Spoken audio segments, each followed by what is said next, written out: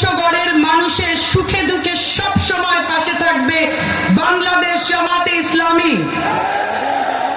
আমি আমার অন্তঃস্থল থেকে ধন্যবাদ দিতে চাই আমার অত্যন্ত শ্রদ্ধাভাজন চাচা ডক্টর শফিকুর রহমান, ডক্টর হালিম চাচা এবং অন্যান্য যত অতিথি এসেছেন, আপনারা আমাদের পঞ্চগড়ে এসেছেন, আমি ধন্যবাদ জানাতে চাই। এবং আরো ধন্যবাদ জানাতে চাই আপনারা দেশের এক প্রান্ত থেকে অন্য প্রান্তে ছুটে যাচ্ছেন গণতন্ত্র পুনরুদ্ধারের আন্দোলনে। 16 বছর যেভাবে ছিলেন এখন আরো উজ্জীবিত করছেন। এবং আজকে আমি দেখলাম যে এত সুশৃঙ্খল একটি জনসভা পঞ্চগড়ের মাটিতে।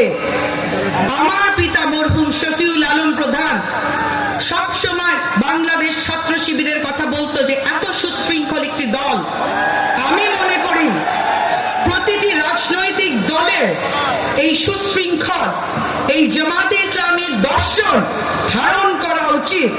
দর্শন রাজনৈতিক মতামত ভেদাভেদ হতে পারে, কিন্তু এই সুশৃঙ্খলতা, এই যে মানুষকে সম্মান দেওয়ার এই যে ঐতিহ্য, দেশের মানুষের কথা বলার ঐতিহ্য, ইসলামী মূল্যবোধ ধরে রাখার ঐতিহ্য, এই যে সনাতন ধর্মের একজন ভাই আজকে বললেন, আমি একজন নারী কথা বলছি, আমি বিশ্বাস করি জামাতে ইসলামী যদি, আপনারা তো অনেক দলের ক্ষমতা শাসন দেখেছেন, আজকে আমার মনে হলো জামাতে ইসলামী যদি কখনো ক্ষমতায় আসে নারীর অধিকার প্রতিষ্ঠিত হবে।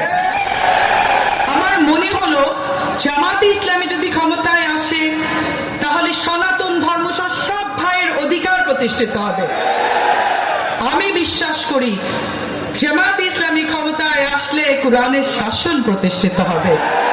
আমি আজকে আর কথা বলবো না, আমি ডক্টর শফিকুর রহমান চাচা, হালিম চাচা এবং শ্রদ্ধেয় অন্যান্য চাচাদের কথা শুনবো এবং